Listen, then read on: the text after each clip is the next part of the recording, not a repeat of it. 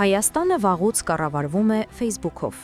Արդեն մի քանի ամիս գրառումներն այլևս մոդա չեն։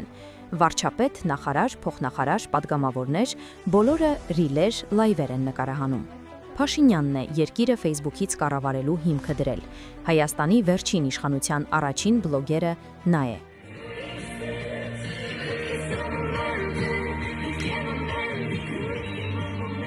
Մեդիան, սոցցանցերը կոնկրետ Հայաստանի իշխանությունների համար ամեն օր հանրության ուշադրության կենտրոնում մնալու, անգամ երկրորդական թեմաներով իրենց մասին հիշեցնելու գործիք են։ Ապրիլի 1-ից թոշակները բարձրանում են 10,000 դրամով։ 10,000 դրամով է։ Իշխանության ներկայացուցիչները գրեթե ամեն օր հարցազրույցների են գնում, ճեպազրույցներ են տալիս։ Կառավարման բոլոր ոլորտները լիարժեք լուսաբանվում են, բայց բարձրաստիճան գրեթե բոլոր պաշտոնյաները կառչած են սոցցանցերից, ամենօրյա ռեժիմով իրենց մասնակցությամբ տեսանյութեր են նկարահանում, բլոգեր են դարձել։ Գիտեմ, որ աշխատողների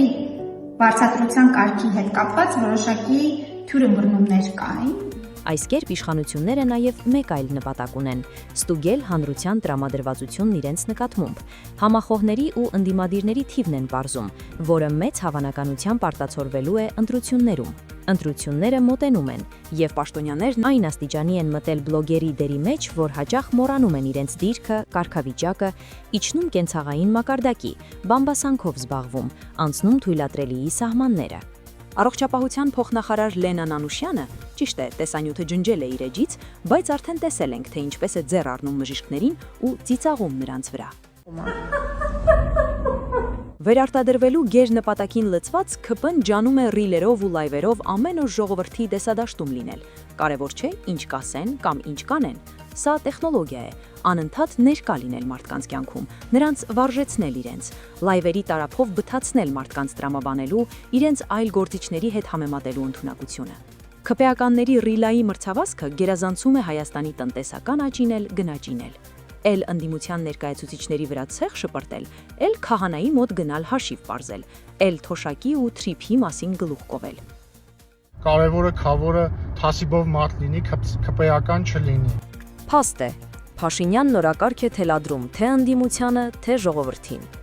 Այս զույգի մշակած սցենարի հերթական գործողությունը Աննա Հակոբյանը բաժանվում է ու առանձին է ապրելու։ Նախընտրական էժանագին, բայց լավ մտածված քայլը կաշխատի, թեկուզ խղճահարության ֆոնին մի քանի 100 քվ կորզելու համար։ Այսպեսով ստեսություն,